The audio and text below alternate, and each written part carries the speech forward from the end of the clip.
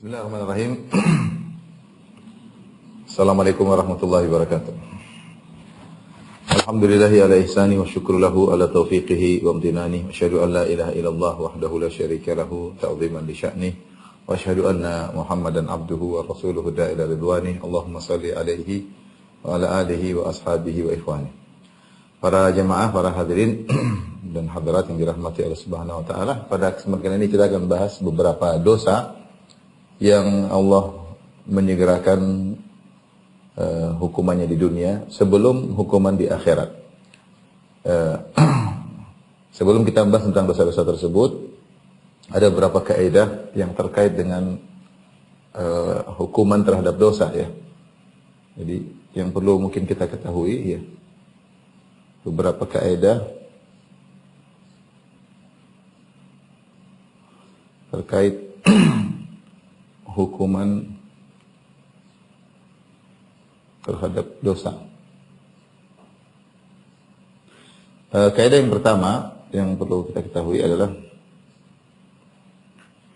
semua dosa, yaitu dosa apapun, memungkinkan untuk dihukum di dunia sebelum di akhirat. Untuk dihukum di dunia. Ya, dosa, artinya semua dosa potensi untuk memunculkan siksaan di dunia atau hukuman dunia. Semua dosa tanpa terkecuali. Ya. Oleh karenanya Allah Subhanahu wa taala berfirman, dalilnya banyak ya. Seperti firman Allah Subhanahu wa taala, wa ma asabaka min sayyi'atin fa min nafsik wa ma asabaka min sayyi'atin fa min nafsik. Ya. Apapun yang keburukan menimpamu maka dari dosamu. Keburukan apapun yang menimpamu maka dari dosamu. Maka dari kesalahanmu. Kemudian juga misalnya firman Allah Subhanahu wa taala, ma asabakum min musibatin fa bima kasabat aydikum. Ma asabakum min musibatin fa bima kasabat aydikum.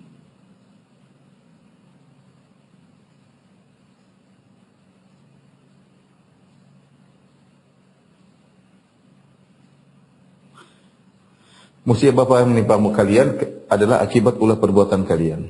Musibah apapun yang menimpa kalian adalah akibat ulah kalian. Dan dalil seperti ini banyak. Seperti Allah menyebutkan, zaharal fasadu fil barri wal bahri bima kasabat aydin nas liyudhiqahum ba'dha alladhi amilu la'allam yarji'un. Telah nampak kerusakan daratan di lautan ya akibat ulah perbuatan manusia ya.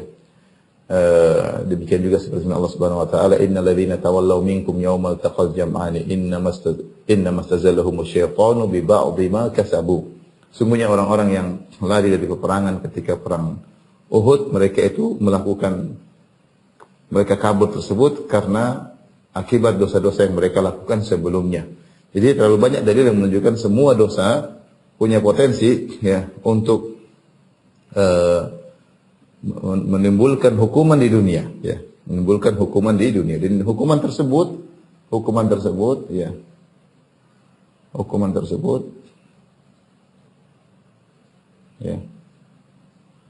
bisa menimpa ya hati ya, ini yang paling berbahaya, badan ya, atau harta ya. Hukuman tersebut bisa menimpa. Paling tidak minimal dosa yang dilakukan oleh seorang akan membuat hatinya menjadi keras. Itu minimal ya. Menjadi hitam. Makanya dalam hadis disebutkan, idza aznaba al-'abdu dzamban nukitat fi qalbihi nuktatun sauda. Sungguhnya jika seorang melakukan dosa, maka ada titik hitam yang diletakkan di kalbunya ya. Semakin dia banyak melakukan dosa, maka semakin banyak titik-titik hitam. Oleh karena seorang waspada dari semua dosa. Semua dosa bisa menimbulkan hukuman di dunia. Hanya saja pembahasan kita ini adalah yang paling disegerakan. Makanya dalam hadis disebutkan ma min dzambin ya ajdaru an yu'ajjilallahu al-uqubah. Tidak ada dosa yang paling pantas untuk disegerakan hukumannya. Ya. Ya, jadi menunjukkan yang lain juga ada kemungkinan dihukum di dunia, tapi ini yang paling pantas disegerakan. Ini yang paling pantas. Jadi saya ulangi kaidah yang pertama bahwasanya semua dosa memungkinkan untuk dihukum di dunia, ya. Baik menimpa hati atau badan atau harta. Paling tidak menimpa hati, hukuman tersebut membuat kita susah untuk khusyuk dalam sholat, membuat kita susah untuk terenyuh, buat kita sombong, buat kita angkuh, buat kita riya, itu semua bisa jadi karena dosa-dosa yang kita lakukan. Jadi pasti ada hukumannya di dunia, cepat atau lambat, tapi ada hukum. Semuanya berpotensi. Kemudian, oleh karenanya kalau kita renungkan tentang HP yang kita miliki ini, betapa banyak titik hitam yang bisa menempel di hati kita gara-gara HP ini. Gara-gara HP ini orang katakan smartphone ya, itu ya, alat yang canggih ya. Pinter, ya, tapi terkadang buat orang menjadi ya, kepintaran tanpa kesucian percuma. Dia pintar dalam banyak hal, tetapi hatinya jadi kotor, melihat banyak maksiat, mendengar banyak maksiat, dan itu mempengaruhi hatinya. Makanya dalam 1 jam saja orang menggunakan HP tanpa takwa kepada Allah sudah bisa membuat banyak titik hitam di kalbunya. Allahu musta'an. Ini kaidah yang pertama. Bosnya semua dosa apapun mungkinkan untuk dihukum di dunia. Kemudian yang kedua.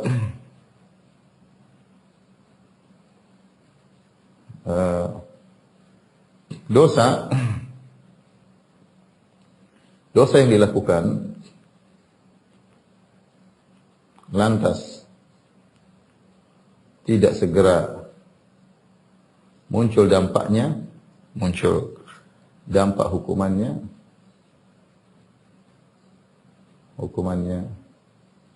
di dunia,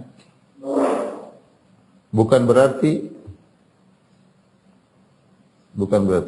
tidak ada hukumannya.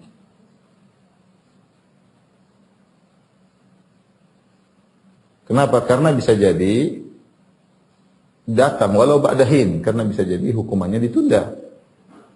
Hukumannya ditunda. Jadi hukumannya ditunda. Ini sangat berbahaya ya. Ini berbahaya karena banyak manusia ketika melihat dosa yang dilakukan tidak ada dampaknya, maka dia santai. Ya. Ketika dia melihat dosa dia lakukan, dia lihat ini, dia nonton ini, dia gibah fulan, dia menggolimi orang, dia merendahkan si fulan, dia menipu orang, dia melihat tidak ada dampaknya, maka membuat dia semakin berani untuk terus melakukan.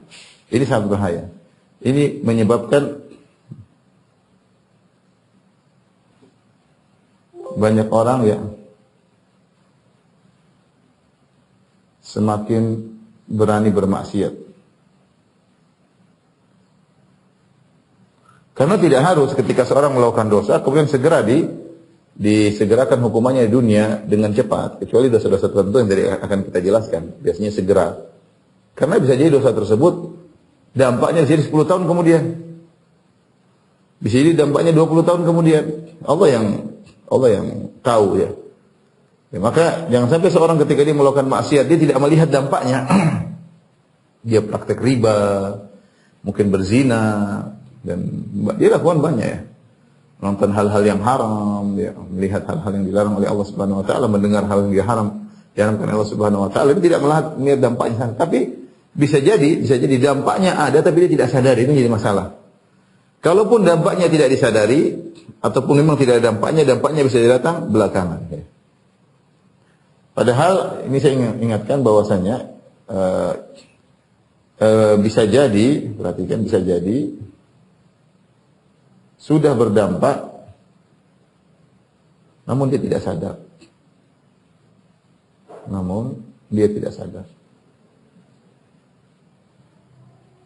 Seorang melakukan maksiat terjadi, misalnya hatinya susah untuk khusyuk dalam sholat, susah untuk bangun malam ya.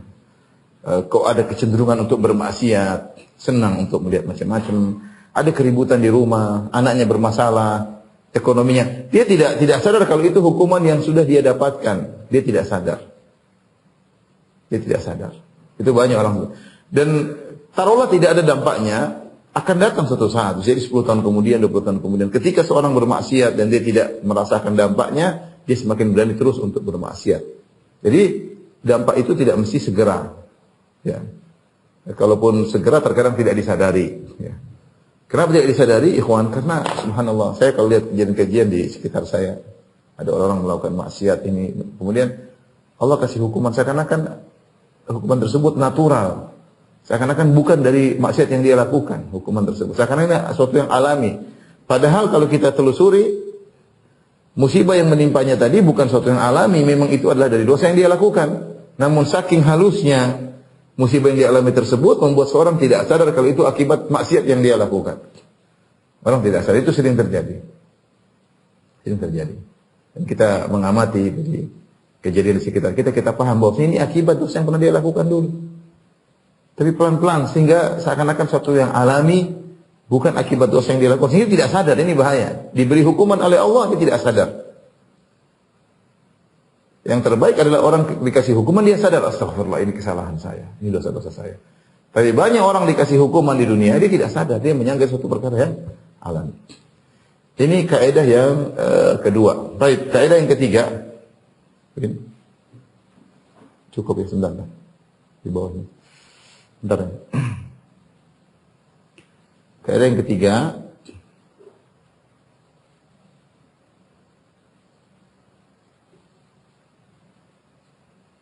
Bahwasanya dosa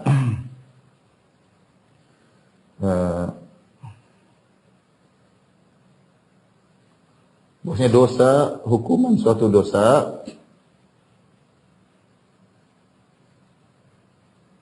atau dosa itu ada dua model ya.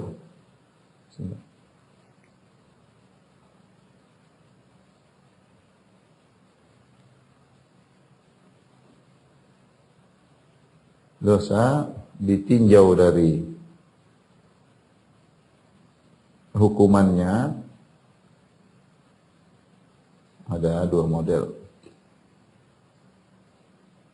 Apa aja itu? Yang pertama adalah dosa yang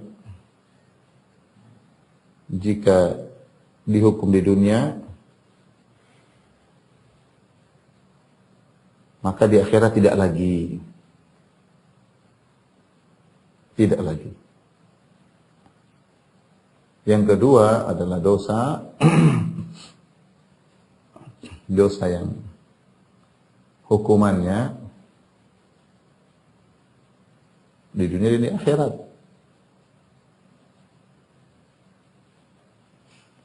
Artinya apa? Hukuman di dunia itu tidak mengurangi hukuman ini sebagai pembuka mukaddimah, bukan mengurangi hukuman di akhirat. Artinya hukuman di dunia tidak mengurangi hukuman di akhirat.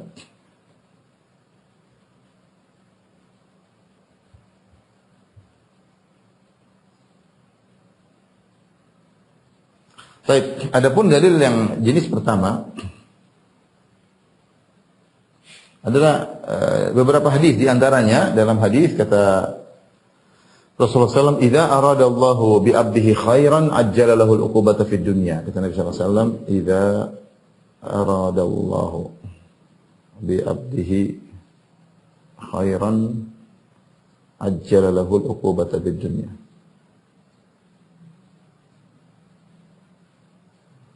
Wa idza arada bi 'abdihi syarran amsaka anhu hatta yuwaffiya bihi yaumil qiyamah. Jika Allah menghendaki kebaikan pada seorang hamba, Allah segerakan hukumannya di dunia. Ya.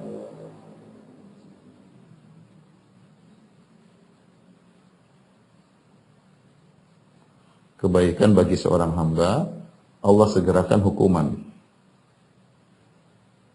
Hukuman di dunia. Ini di antara dalil yang menunjukkan bahwasanya, jadi ini hukum asal dosa.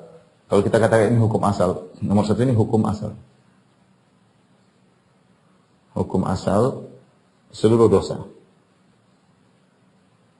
Artinya apa? Kalau Allah sudah cicil hukumannya di dunia, akan mengurangi hukumannya di akhirat. Di antaranya hadis ini.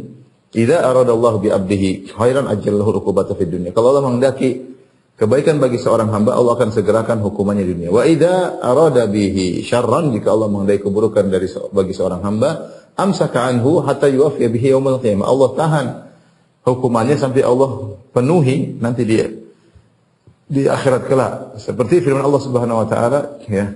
Terkadang Allah jadi Allah tunda sehingga hukumannya semakin parah. Seperti isyarat dalam firman Allah Subhanahu wa taala, wala tahsabanna Allah ghafilan amma ya'malu adh-dhalimun innama yu'akhiruhum liyaumin tashkhasu fihi al-absar. Janganlah engkau menyangka bahwasanya Allah lalai dari orang yang berbuat zalim. Allah biarin, bukan berarti Allah tidak tahu, Allah tahu. Kenapa Allah tidak turunkan azab? Allah tunda. Innama yu'akhiruhum, sungguhnya Allah menunda siksaan terhadap mereka liyaumin tashkhasu fihi al-absar. Nanti di hari kiamat tatkala mata mereka terbelalak. Jadi Allah tunda sengaja. Dan hukum asal dosa-dosa kalau di hukuman di dunia adalah mengurangi. Seperti Nabi SAW mengatakan, ma yusibul muslim min wasabin wala nasabin wala hammin wala hazanin wala adan hatta syauka yushakuha illa kafarallahu bihi khotayahu. Tidak adalah seorang hamba ditimpa dengan musibah, baik sakit, keletihan, ya, kesedihan, gundah gulana, kegelisahan, gangguan dari orang lain, sampai duri yang menusuknya, kecuali akan menebus dosa-dosanya pada hari kiamat, ya, sebagai penggugur dosa-dosa. Makanya dalam hadis disebutkan seorang senantiasa dikasih musibah, ya, sampai dia berjalan bertemu Allah tanpa ada walaisa alaihi khati'ah, tidak punya dosa sama sekali. Kena musibah itu dampak dosa yang dia lakukan. Musibah berturut-turut sampai akhirnya dia ketemu Allah tanpa ada dosa sama sekali. Ini hukum asal dosa. Kalau dikasih hukuman dunia, berarti dia penggugur, akan mengurangi hukuman di akhirat. Bahkan terkait dengan masalah hudud, terkait dengan masalah orang yang melakukan zina ditegakkan hukum had, yang mencuri. Saya bacakan hadis dalam Sahih Bukhari dari Ubadah bin Samit radhiyallahu taala anhu, bahwasanya Rasulullah SAW bersabda, "Bay'uni ala alla tusyriku billahi syai'an wa la tasriqu wa la taznu wa la taqtulu auladakum wa la ta'tu bi buhtanin yastaftarunahu baina aydikum wa arjulikum wa la ta'su fi ma'ruf." Baiatlah kepadaku wahai para sahabat, kata Nabi sallallahu alaihi wasallam. Baiat untuk apa? Agar tidak kalian, yaitu kalian berbaiat, bersumpah setia untuk tidak berbuat syirik kepada Allah sama sekali. Kalian tidak mencuri, dan kalian tidak berzina, dan kalian tidak membunuh anak-anak kalian, dan kalian tidak mendatangkan kedustaan yang kalian buat-buat di depan kalian dan di depan kalian. Wala ta'su fi ma'ruf, dan jangan kalian bermaksiat, ya. Fi ma'ruf, yaitu kalau diperintah oleh pemimpin maka jangan kalian membangkang, ya. Kemudian kata Nabi sallallahu alaihi wasallam, "Faman wafa minkum fa ajru 'ala Allah." Siapa yang menjalankan baiat ini, dia tidak melakukan hal-hal yang tadi dilarang, maka pahalanya di sisi Allah Subhanahu wa taala. Wa man asaba min dzalika syai'an, ini yang kita perhatikan dalam Sahih Bukhari, kata Nabi, "Wa man asaba min dzalika syai'an." Barang siapa yang melakukan sebagian yang dilarang tadi, entah dia berzina, entah dia mencuri, fa ukhiba fid dunya, lalu dia dihukum di dunia, fa huwa kafaratun lahu, maka itu menjadi kafarah baginya, ya. Jadi ini hukum asal dosa. Bahkan kalau orang mencuri kemudian ditangkap, dipotong tangannya, dia tidak dihukum lagi di akhirat.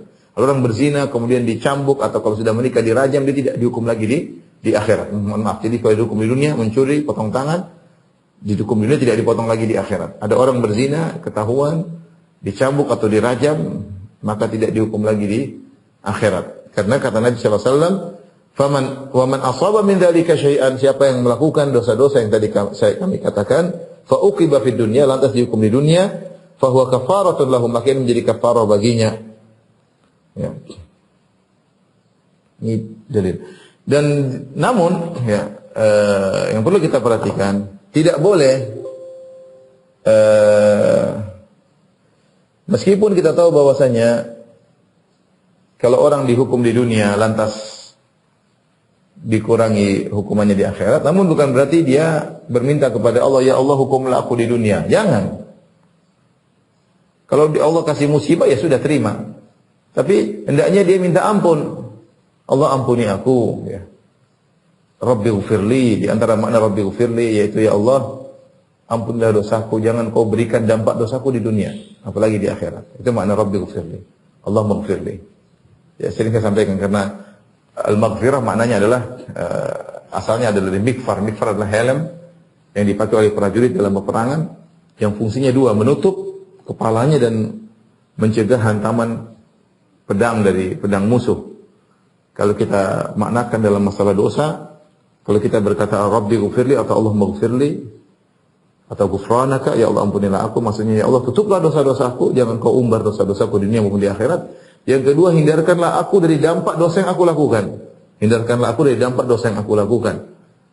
Seharusnya aku dapat dampak di dunia, tidak jadi. Kenapa? Karena beristighfar. Jadi meskipun kita tahu bahwasanya kalau ada musibah yang menimpa kita akan mengurangi hukuman kita di akhirat, tapi yang paling utama adalah kita minta ampun.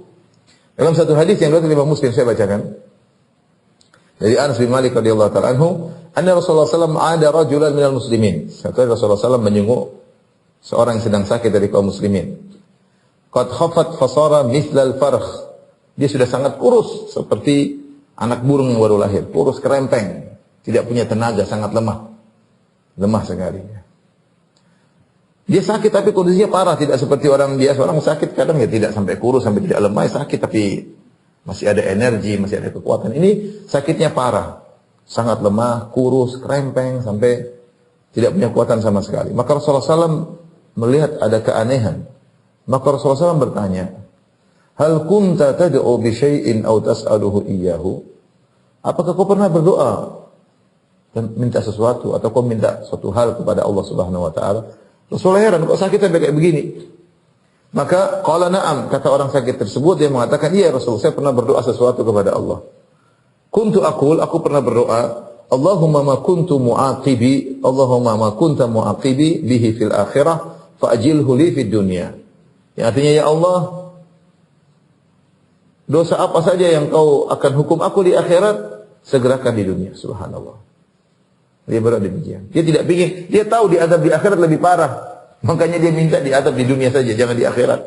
Kalau di akhirat lebih mengerikan, siksaan yang tidak bisa ditahan, sangat pedih, mengerikan, api, panas dan macam-macam. Maka dia berdoa, Allahumma ma kunta mu'aqibi fil akhirah, fa'jilhu fid dunya. Dia mengatakan, ya Allah, dosa apa yang kau akan adab aku di akhirat, segerakanlah di dunia. Subhanallah. Akhirnya dia dikasih penyakit seperti itu. Faqala Rasulullah sallallahu alaihi wasallam, tegur kata Rasulullah SAW, subhanallah la tutiquhu. Kata Nabi, Maha suci Allah, kau tidak mampu. Kalau Allah segerakan pun kau tidak mampu di dunia. Kau tidak mampu. Afala qulta, tidakkah kau berdoa, Allahumma atina fid dunya hasanah wa fil akhirati hasanah wa qina adzabannar. Kenapa kau tidak berdoa dengan doa demikian, ya Allah berikanlah aku kebaikan di akhirat, yaitu surga. Kebaikan di dunia dan kebaikan di akhirat maksudnya surga. Wa qina adzabannar, dan jauhkanlah aku dari azab neraka jahanam. Akhirnya pada Allah lahu fasyafa'a. Artinya akhirnya Nabi doakan orang ini, akhirnya Allah sembuhkan. Jadi maksud saya ingin menyampaikan bahwasanya meskipun hukum asal seluruh dosa kalau kita dihukum di dunia itu mengurangi siksaan kita kalau di akhirat, bukan berarti kita minta disiksa di dunia. Tidak, kita minta diampuni. Agar kita tidak mendapatkan dampaknya di dunia apalagi di akhirat, dengan banyak istighfar kepada Allah. Makanya benar sabda Nabi SAW, tuba liman wajada fi sahifati istighfaran katsiran. Sungguh beruntung orang yang mendapati catatan amalnya banyak istighfar. Baik, model dosa yang kedua yang kita bahas sekarang ini adalah dosa yang hukumannya di dunia dan di akhirat. Hukumannya di dunia tidak mengurangi hukuman di akhirat. Yang di dunia hanya sekedar muqaddimah, hanya sekedar muqaddimah. Di antara dosa-dosa tersebut contohnya adalah berbuat zalim. Kemudian contohnya adalah memutuskan silaturahmi.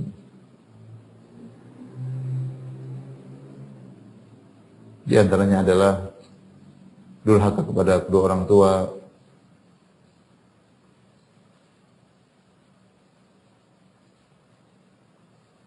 Durhaka kepada kedua orang tua. Ortu ya. Ini di antaranya. Nanti ada al-kizib wal khiyana, di antaranya berkhianat, dusta dan khianat.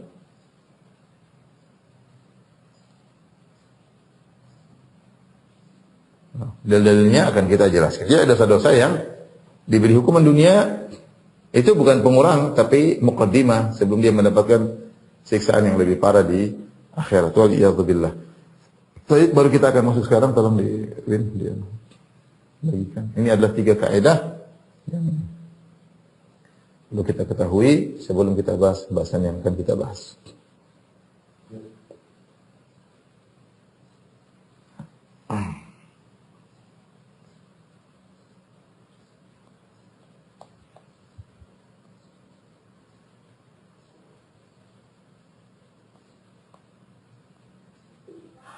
Baik.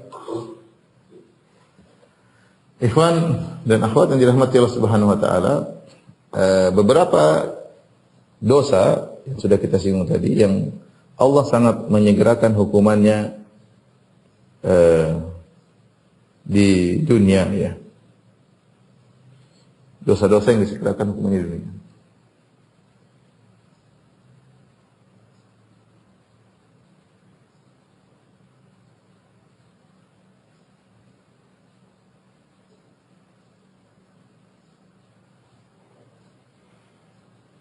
Namun tidak mengurangi hukuman di akhirat, ya. Di antaranya adalah berbuat zalim, ya tadi. Berbuat al-baghi. Al-baghi artinya apa namanya? Tidak alal ghair, yaitu berbuat zalim intinya. Berbuat zalim atau melanggar hak orang lain.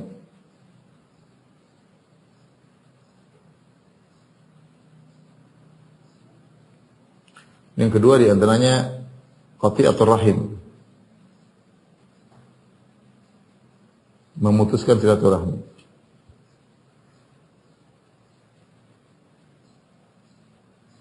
Saya bacakan hadisnya, ya. Kata Nabi sallallahu alaihi wasallam, "Ma min dzambin ajdar an yu'ajjilallahu li sahibihi al-uqubah." Tidak ada dosa yang paling pantas Allah segerakan hukumannya, menyegerakan hukumannya di dunia, ya. Li sahibihi, bagi pelakunya, al-uqubata fid dunya ma'a ma yadakhiru fil akhirah, disertai dengan siksaan yang Allah simpan untuk di akhirat. Mithl baghi wa qati'atir rahim, ya, seperti berbuat zalim dan memutuskan silaturahmi. Ini bahaya, dua dosa ini. Ini paling cepat Allah beri hukuman kepada orang yang melakukan al-baghi dan qati'atir rahim di dunia, dan itu tidak mengurangi siksaannya di akhirat. Ini sekedar muqaddimah dan akan disampaikan siksaan yang lebih parah. Maka seorang berhati-hati di dunia ini, jangan sampai meninggal dunia dalam kondisi berbuat zalim sama orang lain. Jika dia berbuat zalim sama orang lain, segera dia minta maaf. Karena kezaliman tersebut dia bisa merasakan dampaknya di dunia sebelum di akhirat. Ya, dampaknya di dunia sebelum di akhirat.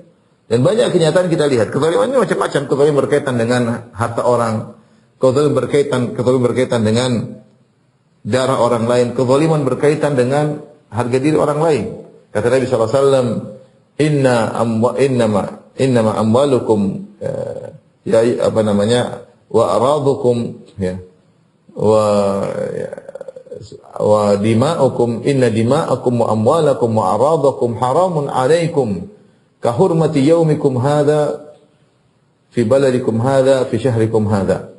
Nabi ketika haji wada, Nabi SAW berkata, ketahuilah bahwasanya harta kalian haram, darah kalian haram, dan harga diri kalian haram, tidak boleh dilanggar. Sebagaimana kehormatan tanah Mekah, sebagaimana kehormatan bulan haram, dan sebagaimana kehormatan hari ini. Maka inilah kezaliman terkadang dengan darah, terkadang terkait dengan harta, terkait dengan harga diri orang lain. Mungkin kalau orang soleh, biasanya dia tidak berbuat zalim dari sisi mukul orang. Dia nggak mukul orang, dia tahu itu tidak boleh, bahaya, ya. Semua akan dihisab oleh Allah Subhanahu wa taala. Hatta latmah, sampai tamparan akan ada hisabnya pada hari kiamat kelak. Tapi ini zalim. Dan biasanya Rasulullah sebutkan paling pantas untuk disegerakan di dunia adalah perbuatan zalim. Belum tentu Allah segerakannya, ya, tetapi paling pantas untuk disegerakan perbuatan zalim terkait dengan tubuh atau harta. Seorang mengambil harta orang lain, ya, paling cepat Allah beri hukuman di dunia. Demikian juga, dan banyak orang bertakwa biasanya tidak mengambil harta orang, tidak memukul orang, tapi terkadang orang yang soleh menjatuhkan orang dari sisi harga dirinya. Ini yang sering terjadi. Menggibah orang lain dulu yang tidak ya. Sehingga Allah Subhanahu wa taala memberi hukuman yang segera. Saya pernah ketemu dengan seorang, kalau zalim, subhanallah banyak orang berbuat zalim, kemudian disegerakan hukumannya di dunia. Ada orang kawan, dia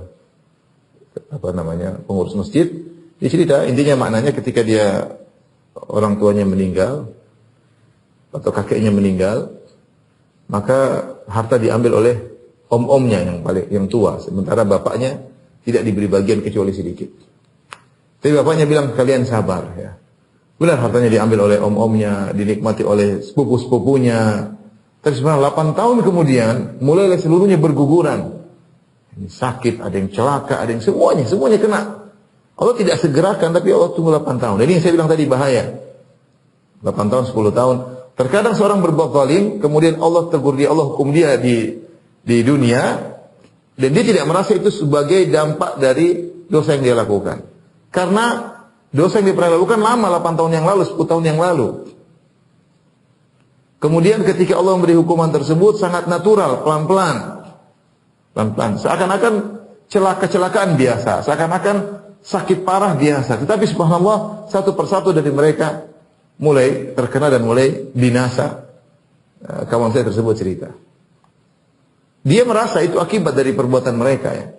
Karena berbuat zalim, makan harta orang lain ya. Sementara mereka yang mengalami tidak merasa. Karena saking naturalnya, saking pelannya, lembutnya, pelan-pelan, tidak dirasakan. Ya. Sehingga mereka kemudian dihukum tanpa mereka sadar. Ini contoh. Contoh yang saya lihat juga dengan mata kepala saya sendiri, artinya dahulu ada sebagian orang, sebagian dai yang suka menjatuhkan harga diri saudaranya tanpa hak, dengan kedustaan, dituduh yang tidak-tidak, mencemarkan nama baiknya, membuat pengajiannya bubar, buyar, tanpa ada hak. Setelah berjalan bertahun-tahun, mungkin 10 tahun, 20 tahun, apa yang dia berikan kepada orang, dia juga mengalami hal tersebut. Dia ditinggalkan oleh murid-muridnya, dijelek-jelekan, dijatuhkan harga dirinya, dan dia tidak sadar. Dia menyangka itu hal yang biasa. Dia tidak minta maaf kepada teman-teman yang pernah dia zalimi. Tidak, santai aja. Apa yang dia lakukan pada saudaranya 10-20 tahun lalu dialami sekarang. Saya mau mengamati, saya lihat ini dampak. Menurut saya itu dampak yang dulu. Dan itu terjadi, bukan cuma dia saja, banyak orang yang menjelek-jelekan gurunya, dia dijelek-jelekan oleh muridnya. Itu terjadi. Ya. Cepat atau lambat. Kalau dia sadar, alhamdulillah. Kalau dia nggak sadar, ini zalim berkaitan dengan harga diri orang lain. Zalim berkaitan dengan harga diri orang lain. Orang sekarang arogan ketika memiliki kekuatan, memiliki backingan, dia melakukan apa yang dilakukan. Kalau Allah tidak balas di dunia, akhirat jadi masalah besar. Kecuali dia bertobat kepada Allah Subhanahu wa taala. Jadi perbuatan zalim ini hati-hati, ikhwan. Jangan kita lakukan. Makanya kata Imam Syafi'i rahimahullah taala, bi'sa zad ila al-ma'ad al-udwanu 'ala al-ibad. Ya, bi'sa zad ila al-ma'ad al-udwanu 'ala al-ibad. Seburuk-buruk bekal untuk menuju hari kebangkitan adalah berbuat zalim kepada orang lain. Kesimpulan ilmu seluruhnya yang kita pelajari adalah jangan berbuat zalim sama orang lain. Makanya ketika ada seorang menulis surat kepada Ibnu Umar, "Anuktub ilayya al-ilma kullahu." Kata dia, wahai Ibnu Umar, tuliskanlah kepadaku seluruh ilmu yang kau ketahui. Tentu banyak. Kata Ibnu Umar, al-ilmu katsir. Ilmu itu banyak. Tapi kesimpulannya, ini istata'ta an talqallah. Kalau kau mampu untuk bertemu dengan Allah, bertemu Allah Subhanahu wa taala, ya.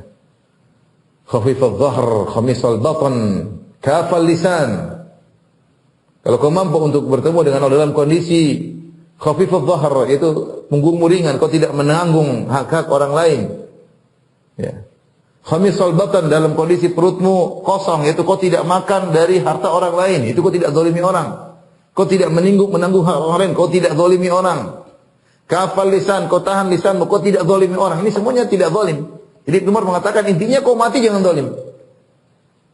Kalau ingin selamat, ini kesimpulan ilmu. Percuma orang belajar ilmu tapi dia zalim kepada orang terdekatnya, zalim kepada anaknya, zalim kepada istrinya, zalim kepada suaminya, zalim kepada tetangganya, percuma. Apa yang mau dia dapatkan dari ilmu tersebut? Ilmu itu mengantarkan Anda untuk tidak berbuat zalim sama sekali. Ini kesimpulan dari Ibnu Umar radhiyallahu taala anhuma. Kalau kau mampu faf'al maka lakukanlah. Ya. Yang keempat kata dia mulaziman jama'atal muslimin, kau tidak membangkang, tidak memberontak maka lakukanlah. Jadi tiganya jangan berbuat zalim. Jangan berbuat zalim kepada berkaitan dengan hak orang lain, jaga perut jangan sampai makan harta orang lain, jaga lisan jangan sampai menjatuhkan harga diri orang lain, dan jangan memberontak sehingga menumpahkan terjadi pertumpahan darah di dalam suatu negeri. Maka lakukanlah, kata Ibnu Umar, faf'al maka lakukanlah. Terus Ustaz, bagaimana kalau kita sudah terlanjur berbuat zalim? Ya. Jadi, tapi saya perlu ingatkan ya. Jika seorang berbuat zalim,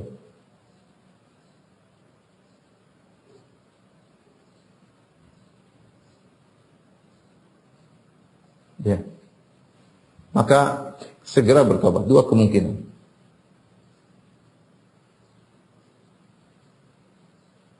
Pertama, segera bertobat. Kalau dia bertobat selesai, insya Allah tidak ada hukuman. Hukumannya diangkat. Hukuman diangkat.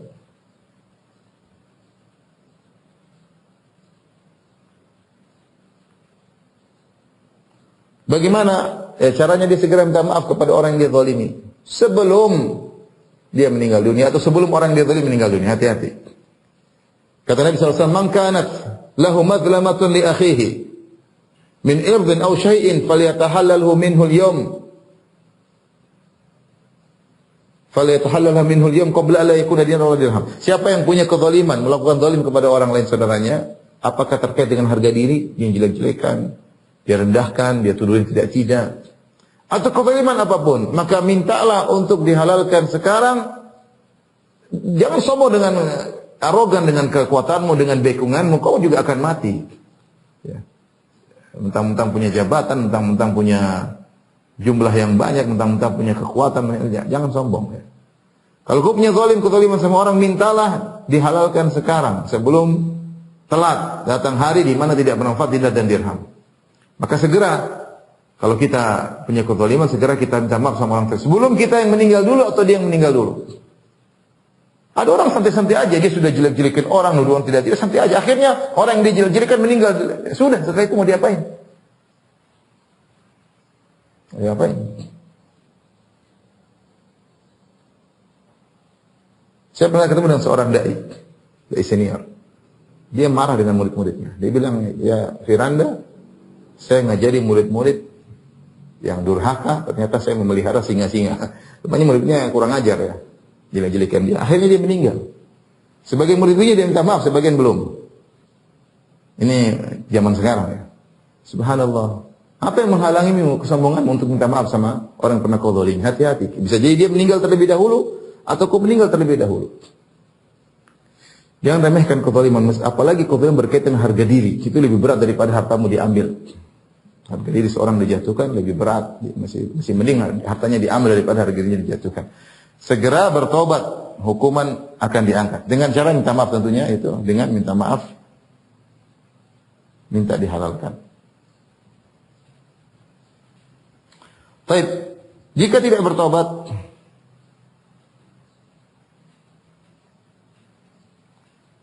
maka sangat mungkin Allah segerakan hukuman di dunia. Dia tidak sadari ya. Orang seperti ini dia tadinya suka menghina orang, dia akhirnya terhina. Dia tidak sedih, tapi dia merasa santai aja, seakan-akan alami. Dia tidak tahu itu akibat dampak perbuatan dia dahulu. Ya. Sangat mungkin Allah segerakan hukuman di dunia, tapi tidak harus Allah segerakan. Terkadang Allah tunda seluruhnya dan lebih parah. Ya, misalnya kalau dosanya di dunia harusnya 5, di akhirat 1000 misalnya. Ya, 5 ini ringan, tapi Allah tunda semuanya 1005 semuanya di akhirat dan abadi mengerikan. Atau hukumannya lebih berat di akhirat, lebih parah. sangat mungkin disegerakan atau ditunda seluruhnya.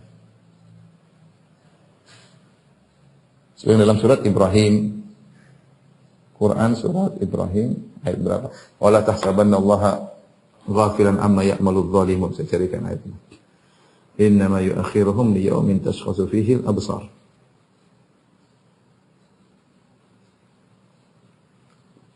Ayat 42.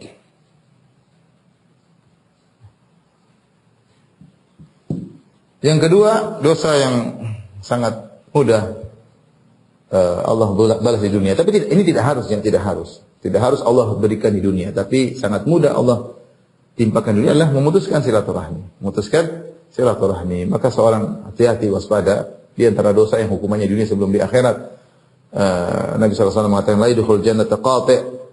Ya, orang yang putus silaturahmi tidak masuk surga. Demikian juga ketika seorang melewati sirat, maka akan ada rahim, ya, dan amanah menunggu. Rahim dan amanah menunggu di sirat.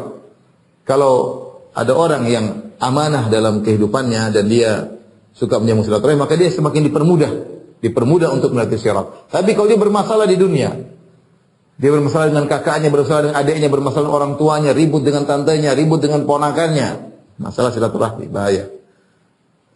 Jengkel-jengkelan, bombe, diem-dieman sama kakaknya sendiri, diem-dieman sama adiknya sendiri. Dia akan repot ketika disirat. Rahim akan menahan dia.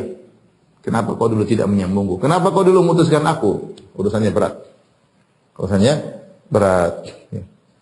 Ini diantara, dia seorang waspada. Kita sudah bahas secara khusus tentang masalah memutuskan silaturahmi. Silakan dilihat kembali di kajian-kajian di YouTube tentang dahsyatnya silaturahmi dan bahayanya memutuskan silaturahmi. Ya. Ya. Di antara yang lebih parah lagi adalah yang lebih spesifik, durhaka kepada kedua orang tua.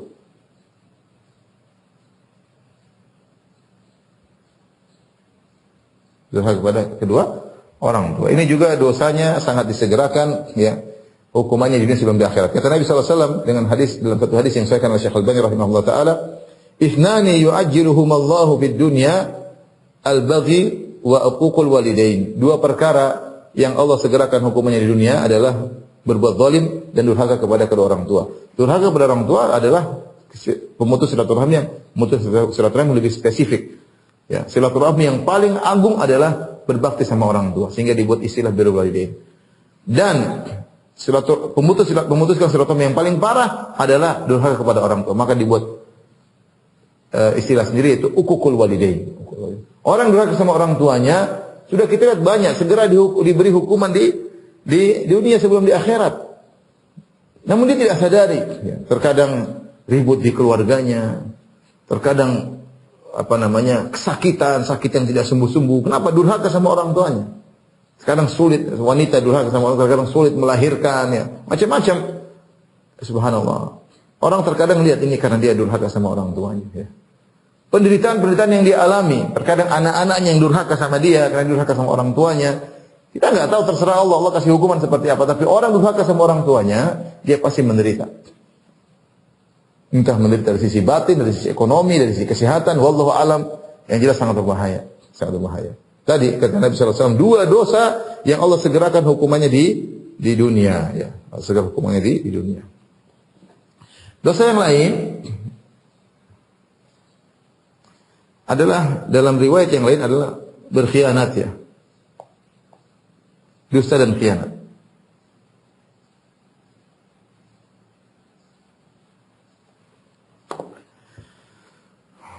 Dalam hadis kata Rasulullah SAW, sama seperti hadis sebelumnya tapi ada tambahan, ma min dzambin ajdaru an yu'ajjilallahu ta'ala li sahibil uqubati fid dunya ma ma yadakhiruhu lahu fil akhirati min qati'atir rahim wal khiyana wal kadhib.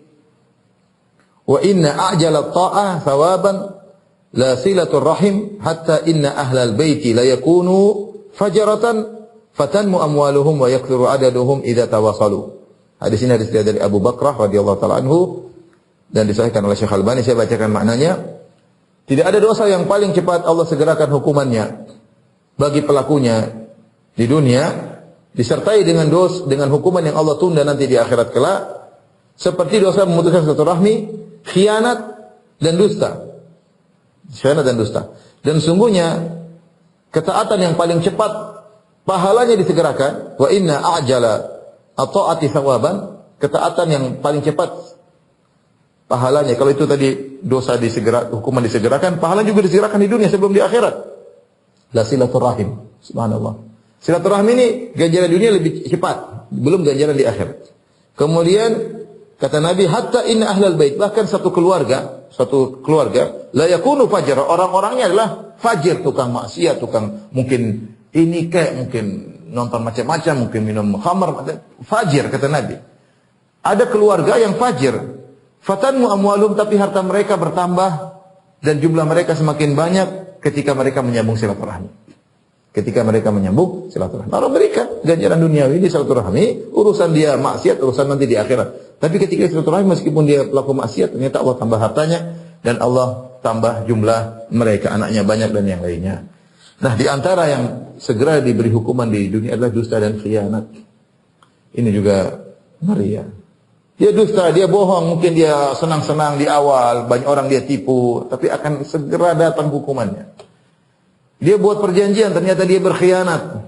Main belakang berkhianat, tidak sesuai dengan yang disepakati. Benar, dia untung, ekonomi untung, secara kedudukan mungkin dia untung, tapi akan datang hukumannya cepat atau lambat, bahkan disegerakan. Hati-hati seorang berdusta, kelihatannya dia untung banyak, kelihatannya dia menang, tapi jangan kau senang, sebentar aja kesenangan, sebentar lagi akan datang musibah menimbamu. Kau akan dirundung, diliputi dengan kesedihan, dengan kekhawatiran, dengan gundah gulana. Allah cabut kebahagiaanmu dan banyak. Kenapa? Suka dusta dan khianat. Dan kau akan dikhianati juga bisa jadi. Baik, kita tidak akan bahas tentang dusta dan khianat secara panjang lebar karena penjelasan secara khusus. Berikutnya adalah suka keburukan tersebar di kaum muslimin. Suka. Kata Allah Subhanahu wa taala dalam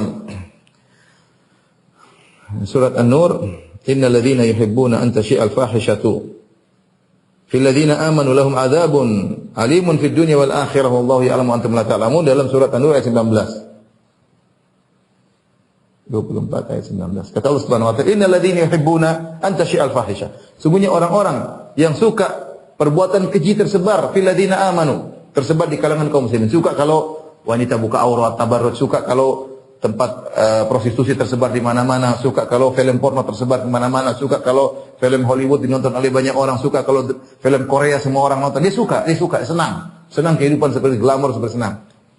Lahum adzabun fid dunya wal akhirah, bagi mereka azab di dunia dan akhirat. Di dunia Allah kasih azab sebelum di akhirat. Azab macam-macam. Penderitaan, kegelisahan, kesengsaraan. Dia senang kalau tersebar seperti itu. Dia tidak suka kalau semuanya ikut syariat, dia nggak suka. Orang seperti ini akan mendapatkan, baru dia suka saja dia sudah mendapatkan seperti itu. Apalagi dia yang ikut meramaikan, dia yang memfasilitasi semua itu, akan dapat azab di dunia sebelum di akhirat. Akan dapat azab di dunia sebelum di akhirat. Maka waspada. Di antaranya adalah dosa yang disegerakan hukumannya juga adalah tatabbu, yaitu tajassus, mencari-cari kesalahan orang lainnya.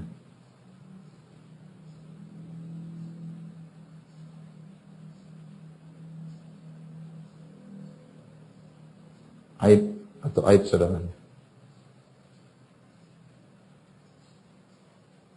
Dalam satu hadis dari Abi Barzah Al-Aslami radhiyallahu anhu, Rasulullah SAW bersabda, "Ya ma'syara man amana bilisani wa lam yadkhulil imanu qalbahu." Wahai orang-orang, ma'syara man amana bilisani, yang hanya beriman sekedar lisannya, wa lam yadkhulil imanu qalbahu, sementara iman belum masuk ke dalam hatinya. La taqtabul muslimin, jangan kalian menggibah kaum muslimin. Wa la tattabi'u auratihim, jangan kalian mencari-cari kesalahan mereka, cari-cari aib mereka, dicari-cari, dikumpulin, ini macam-macam lah. Masuk ke dunia maya cari-cari. Fa innahum man ittaba auratihim yatba Allahu auratahu. Siapa yang mencari-cari kesalahan kaum muslimin, maka Allah akan mencari-cari kesalahannya juga. Ya, wa man yattabi'illahu auratahu yafdahu fi baitihi. Siapa yang Allah cari kesalahannya, maka Allah akan bongkar aibnya meskipun di rumah. Artinya meskipun dia bersembunyi, Allah akan bongkar aibnya. Maka di antara dosa yang segera dihukum di dunia sebelum di akhirat, di antaranya adalah mencari kesalahan orang lain. Ini Allah alam bisawab, hanya sebagian yang saya sampaikan ya. Mungkin ada dosa-dosa yang lain, ya, tapi sementara ini yang saya sampaikan. Semoga kita terjauhkan dari dosa-dosa seperti ini. Kalaupun kita melakukannya, segera bertobat agar kita tidak dihukum di dunia, apalagi di akhirat. Demikian para ikhwan dan akhwat yang dirahmati Allah Subhanahu wa taala, yang saya sampaikan, kurang lebihnya saya mohon maaf. Wabillahi taufiq wal hidayah. Assalamualaikum warahmatullahi wabarakatuh.